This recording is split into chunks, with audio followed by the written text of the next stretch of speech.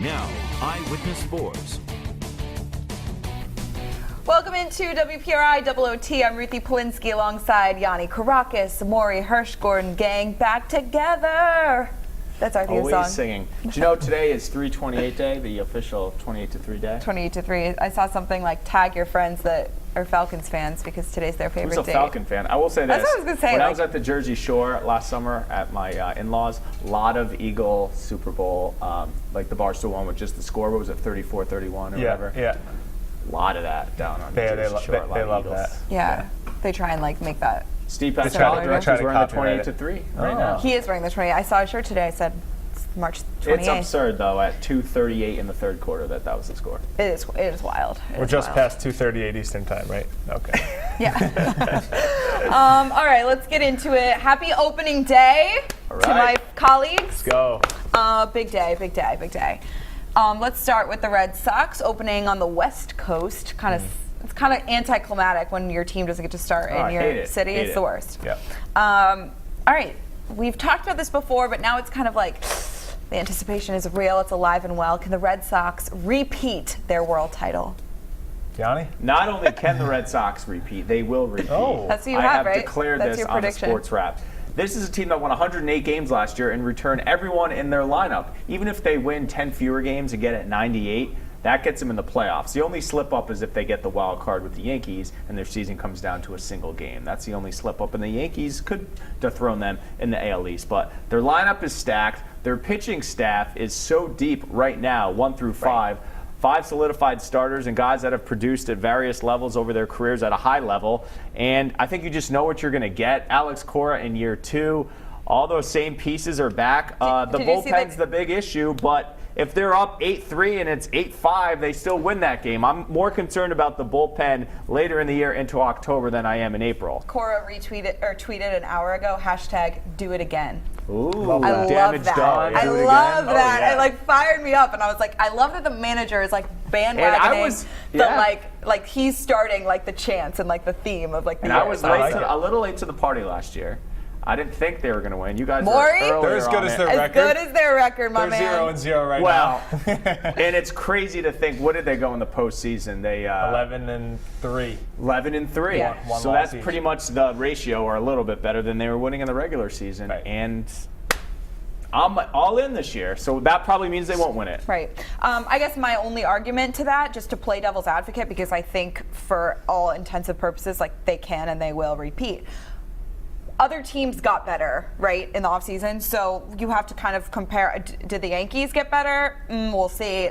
But they'll still win the AL East. They'll be.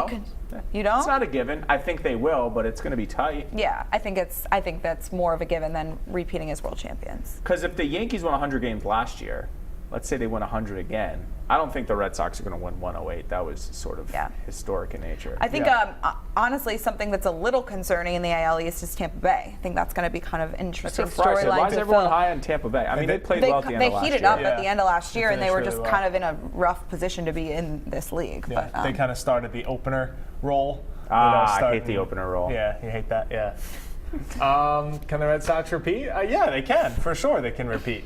Will they? I think it's a little too early to tell. They definitely have the makings, like we said. I think the big thing, though, is going to be the offense. I mean, we know what we're going to get from the pitching. But the rest of the division, like we said, the Rays and the Yankees have great pitching staffs. Right. So, hitting can kind of eb and flow. I think pitching is going to be a little bit more consistent this year. They're going to score a ton of runs. You're going to have a guy like Eduardo Rodriguez, 13, 14 wins on a 3.5 ERA, maybe a 4 ERA, kind of like Porcello from a couple of years ago when he won the Cy Young and his ERA was maybe close to 4. So I think they definitely can repeat. I think the big thing, though, is going to be offense. I don't know if they can kind of replicate, all those come from behind wins late last year. How many, 3, 4, 5 run innings in the 8th or 9th inning when they were trailing last year can they do again this year? So I think the offense is going to be better offensively. JBJ has a new swing. Hopefully he's better. You know what you're going to get out of Betts and JD Martinez. Pedroia is sort of a wild card if he comes back later in the year, but you can't count on Pedroia at this point. No. He would just be an added bonus. Right. I will say this, though. There doesn't feel like there's a lot of pressure. Right. Last year there was all the David Price crap, and there was the Alex No Koroff David Price drama. first year manager stuff. There was some people who had to prove themselves, and I don't think that's like JD Martinez. People were like, is he worth this money? Clearly he was, yeah, but a he lot of was. people weren't buying into that contract. He was, and he wasn't even MVP, which is just like wild. Yeah, That's DH. wild. But he That was DH. like, no one questioned whether that DH rule. Okay, sticking with the Red Sox, give me, I guess we kind of touched on this, but some bold predictions of the year. I gotta marinate on this. You said you had one already. This was your I was question. thinking about prepared. it. Bold predictions. Ooh. Either someone's role being better or less than we Or think it's where- going to be, or yeah. performing better or less. I don't know. I have this weird feeling that Eduardo Rodriguez is going to be really good this year. I know he started off 12-0 last year. That was kind of under the radar, though, because I think of the first 7, if I remember correctly, like 6 of them were out of the bullpen and like 1 or 2 inning appearances. But I think he's going to be really good this year, and I don't think he's, nobody's really kind of keying on him to be that great. I mean, we have Sale and Price and Evaldi. Everybody, remembers the 6-inning relief in the World Series. People are going to, think he's going to give that every single night. I think Erod's going to be a key piece to the back part of the bullpen, and as long as he doesn't get hurt, he could be again in that 12 to 15 win range. Ruth, you got a bold prediction? Clearly It's not really bold, but it's not really bold. Like a what do you mean by bold? Like hot take? Like I really think that I'm really interested. / I have a great feeling about the Benintendi leadoff. Mookie Betts batting second. Mookie was so phenomenal in that leadoff role last year, but now I think like if you can get someone on base for Mookie, it's going to be like a game changer. Did I sell that as being bold? I think Rafael Devers is going to take the leap this year. Ooh, and Ryan Brazier will establish himself as the closer. Wichita Falls finest. Did you tell your coworkers about that story? It's like a national story, Ryan Brazier. Oh yeah, I told them. And Did they cover my it? former sports director, Tobin McDuff, said that he interviewed Ryan when he came back home to Wichita Falls in December or whatever, and they did like a sit down, and they talked about it like off camera, like it was some funny joke. And like Tobin said to me, he's like, I can't believe this is blowing up now. Like we knew about this. Ryan But Brazier that's took his hilarious. kid out of school for 3 weeks for the playoffs. Oh. And And the someone took town him to like court. wrote a letter to Oh, him come on. because. He's a truant. But he's not like 4. He's like 8 or he's like in 3rd or 4th grade. Yeah. Yeah, but that Wichita Falls, that's a Baseball is life. baseball's life. Down there, Good yeah. for Ryan. That was a good little year he had. All right, bold predictions. Oh, we just did that. I mean, that was I was wondering what yours was, but Brazier is Mine's yours. Brazier. Then Devers. And Devers. I taking love the Brazier. check. Looked awesome in the playoffs. If he can keep that up, let's keep it rolling. All right, sad week. Sad Gronk. We have Sad 2 Gronk. Gronks. We have Happy I Gronk picked the short sad hair, Gronk. sad Gronk long hair. Yeah, I picked the sad Gronk. I It think does look like he's watching like a little puppy, like a sad puppy right there. he has kind of a little pout. Yeah, pout. All right, so obviously Rob Gronkowski hanging him up this week. What is your favorite Gronk memory? I have several. On the football field, mine is his touchdown catch in the Seahawks Super Bowl because it was coming at us at the end zone where we were sitting. We were in the corner of the end zone at the Super Bowl, and it was at such an important time in the game. And from that perspective, I was like, there's no way this is going to be complete. And it was just Brady just put it in his basket, and it was an unbelievable catch. That's my football memory. My locker room memory is after the Kansas City loss in 2014 on Monday Night Football when they got crushed. The next Sunday night, they crushed the Bengals. That was on to Cincinnati. And that's when people were chirping about Tom Brady. Is he old? Is he done? And after that game, I've never seen Gronk so defiant about, like, Tom Brady's the best quarterback. You saw it tonight. And it was sort of just like he was insulted that people were attacking Brady. And he wasn't really attacking us. He was just, like, defending his boy. Yeah. But he had so much passion. And it was almost like he wanted that game out of Brady, and he wanted everyone to listen to him and say, don't you ever talk about my quarterback like that because he is the GOAT. And he showed it then. And then I think just his lovable laugh. His like when he's on the compilation of, hey, can you talk about when Brandon Cooks went on your back and you gave him a pony ride? He's like, well, I kind of want to, but they said I can't, so I don't know what to do. We can't talk about that. Was a great memory. You want to go give your Yeah, memory? mine's, I guess, more condensed to one season this past season. I think it was the way he showed up in the playoffs. I mean, all regular season, people just, I mean, they were on him. Is he done physically? he wasn't producing on the field, and then the Chargers game, he shows one side of his game, and he just literally obliterates that defensive line that was so talented. And then he has 12 catches in the last 2 games, and the biggest catch maybe of the playoffs that set up the game-winning touchdown in the Super Bowl. So I think just the way that he really finished out the season, I think he was kind of gearing up for those moments, and he always brought his best in the biggest moments. Yeah, I was going to say that my favorite memory, without a doubt, is the most recent one we have of him when Yanni and I were sitting in the press box and we had to go downstairs to go wait to get on the field after the game, which is underrated part of working in TV. We actually don't get to watch the end of the game in person. And we were kind of like, all right, you know what? We're like, we got to go down. It's kind of a weird time and we have a weird uneasy feeling. Yanni's like, let's just stay for one more drive. And I'm like, okay, let's stay for one more drive. So we're cutting it kind of close to get down there because we didn't know where we were going. And Gronk makes this catch, and then they score. And I was like, how did you know? And I just remember the catch being like, if we were in an elevator, we would have been so pissed. If we were in an elevator, we would have been so mad. And I just remember being like, that was it. That was the catch. That's how he goes out.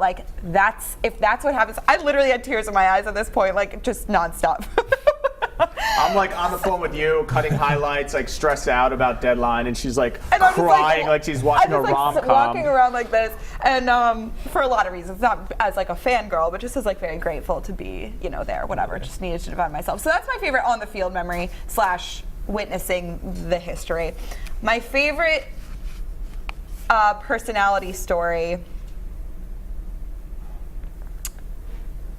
I have a couple, but this is a good one too. It's kind of a Tom Gronk memory, but it was after a game, and I was running back and forth from the press conference room to the locker room, and Tom had already done his press conference, and he was in there with his kids, and Vivi was waiting to say hi to Gronk, and I'm walking by Tom, and I was I didn't even say anything to Tom, but I was Vivi, and he looks at me and he goes, they love Gronk, and I was who doesn't? And he goes, I know, right? And then Gronk turns around away from the media and says hi to Tom's kids. It just really showed. And then the Vivi, hi Vivi. She says hi Gronky, and he says hi Vivi during the parade. It just showed a cute side of Gronk, and how he was such appreciative. I also love this memory that I also wanted to say. It's not something that I witnessed in person, but in Tom versus Time, when Giselle and Tom are driving home from the game, and this is the game I think Gronk got knocked out of the game with a concussion. It was in the playoffs. Jacksonville AFC and Amendola went off in that game and had a great game. And so Gronk calls Brady and Giselle on speakerphone, and it's during Tom versus Time, and Giselle is how are you feeling, honey? And he's I'm okay, I'm fine. And he goes, dude, why is Danny so bleeping good in the playoffs? And it's just something that all the fans are playoff Danny, but the guys talk about it too. So that was just kind of cool. 2 Patriot fans are also having. Yeah, I love witnessing that kind of stuff. But I just loved Gronk. He was always good to us. Great personality. Okay. I loved his cat spread. All the pictures with the cats in ESPN the magazine, where he has kittens. He's holding kittens shirtless. Remember that? You guys have seen those pictures. I don't know. All right, staying on Gronk, do you think this is it? Obviously, his agent went on ESPN the day after all the news broke, and he was I wouldn't be surprised if someone could convince him to come back later in the season. But he also said, I'm not saying that that's going to happen, but that's just how I feel, blah, blah, blah. Do you think he's done for good?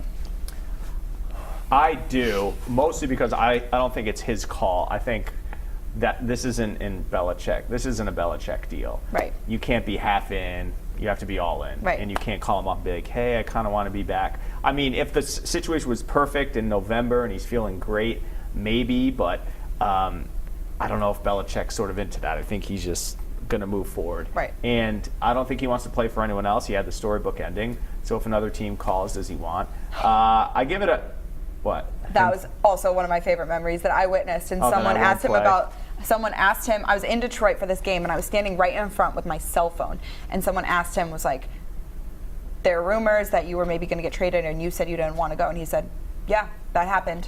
I'm not playing for anyone other than Tom Brady, so here we go. Yeah, underrated that part was of him insane. Him retiring this week is the Pats tried to trade him last. They did. So I don't think so. I think it's a possibility, but if I'm putting money on it, I say no.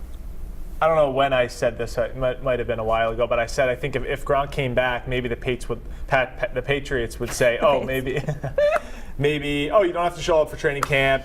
take the first month off, and then the Super Bowl becomes game like 12 during the season instead of the Super Bowl being game 18 or 19, what have you. I think there's a part of me that doesn't think he's done. And back to my other point was the reason why he played so well in the playoffs. It's just because come the end of the season, come the biggest time, the brightest lights, he shows up. Yeah. And I think that he can give you 8 to 10 great games, but he can't give you 19. Right. Now it's tough. But I think at some point he can come back. And I think that's maybe why it took him a little longer to decide. Or even maybe it's not this year. Maybe it's in a year or two. I think if it's kind of longer than that, then he's really done. I think what really took me by surprise about the whole retirement thing is that the longer he waited after the Super Bowl to just make his decision known to the public, the more I felt like he was going to stay.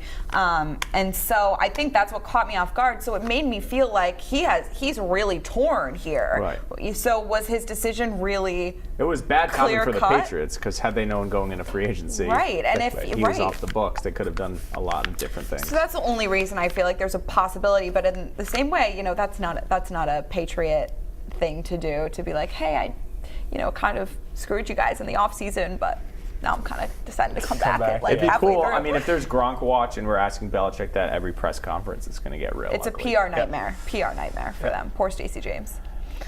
Oh, that it?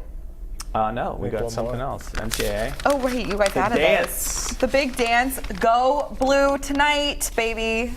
I'm the lone alumnus standing with their team in there.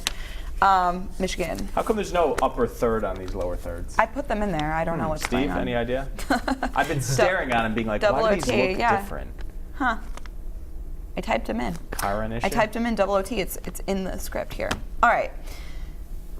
March Madness resumes tonight. The underrated worst part about March Madness is having a million games like that first weekend, then you have to wait like 4 days. I know. And then no one was talking about the tournament from Monday through Wednesday. Now it's just back. Right. It's just here again. Yeah. All right. So do you think this has been compelling thus far? I think it's been an underwhelming tournament in terms of pure entertainment value. Mostly because there's been no Cinderellas, there's been no upsets, there haven't really been any buzzer beaters. That Duke game was awesome. Amazing. The Maryland game, they lost to LSU, even though I didn't like the outcome, was really good. There's some good games in there. But the first weekend, the first 2 days, I want upsets. Now I like Sweet 16. I want the Blue Bloods. I'm done with the cute stories. Give me two powerhouses going at it. Which we have this week. Some really compelling stories in terms of like Duke, Virginia Tech, same conference. Just some good matchups. And I think usually, as Tim O'Shea was saying last week, amateur hour is over. Right. So as you get to the second week, these are when the real teams start playing. So I'm fine where we are now, but I could have had a more entertaining first week. I think it's been a boring tournament. I think it's been boring. Big time. I think, and we're going to know this Thursday, Friday, Saturday, and Sunday, Sweet 16 Elite 8, if it's going to be a great tournament, kind of to Yanni's point about the Blue Buds. Are we going to have big-time games? I mean, Florida State, Gonzaga. Florida State upset them last year. I think Gonzaga's got the best team top to bottom in the whole entire tournament. What's Duke? Michigan's going to beat them. What's Duke going to do? Against Virginia Tech, coming off the UCF loss, they've got. LSU has got a talented front court, and Michigan State's good in their region as well. Are you a believer that all national champions usually have a hard, crazy game? Yeah, I guess you can look back and say, but I don't think so. I think you play the game, you win the game. However, 1 point, 10 points, 15 points. There's been too many double-digit games. Like Kansas losing by double digits. A lot of good programs just getting blown out of the building. Right. Yeah. No, I completely agree with that. I think Virginia wins it all. Really? I'm a big Virginia fan. A year after being the lone one seed ever to be shocked. I'm like real high on Tennessee right now, but I don't have them winning at all. I have Duke winning. By the way, I'm third in our. Are you in our pool? I forgot to submit. No. First of all, sports director Yanni Krak has never told me about this. What? You did not tell me. It's widely known. Why do I have to tell you about this? I've never known about it. I've been here 2 years. Well, you've worked here 2 years, so this is your second one. You're like, I've been here a long time. I've never not missed the pool. I did not know. Yeah. So last year we were both at the dance, so we probably didn't actually submit one, but we can't broadcast because gambling, although legal. Technically aren't office pools. Didn't you do the story? I did the story. Aren't office pools illegal? They are illegal, yes. So we don't have one. But they're trying to pass a bill that allows it. I mean, it's completely fine. Ricky Jacobs. Go Michigan. Go Wolverines. So you're going to look back on this really fondly if Michigan wins. obviously. Yeah. I really want Michigan to. You start the season 16-0 or whatever. You like destroy Villanova in like a national championship rematch, and it was just like that Who beginning of the stinks? season was so Nova stinks. Nova's They weren't like that good this how season, about the Big East just out? Stink. It's just it's A10 stinks. NC stinks. But Big Ten rocks, and I think Michigan can get to. If Tim O'Shea thinks Michigan can get to the national championship game, I'm all in on Mitt. So who do they have to beat Michigan. to get to the Final Four? We have to beat Gonzaga. Well, we have to beat Gonzaga, which would be like Texas the Tech next first. Texas Tech tonight. Yeah. We have to beat Texas Tech. Then it would be Gonzaga in the Elite Gonzaga Eight. or FSU. Then it would be probably either Duke or Michigan State in the Final Four, which Right. we've lost to Tough Michigan road. State You'd 3 earn your times. stripes. Yeah. Last year we did not earn it. Last year we kind of had a nice route cupcakes. because of all the upsets. Yep. So and then we got blown out in the national So Final championship Four's game. in mini. Are you going to go back if they make it? If they make it to the Final Four, maybe you guys Thinking still about can it. give me a Saturday off. Sure. 100%. Yeah, I can. I have You're you gonna on go record back saying to that. mini? I know, Minneapolis trauma, PTSD. We got to roll. literally They thinking got to about use it. the studio. All right, thank you, Steve, the director who's directing us, and thank you for watching, listening, all of the above. We'll see you next time.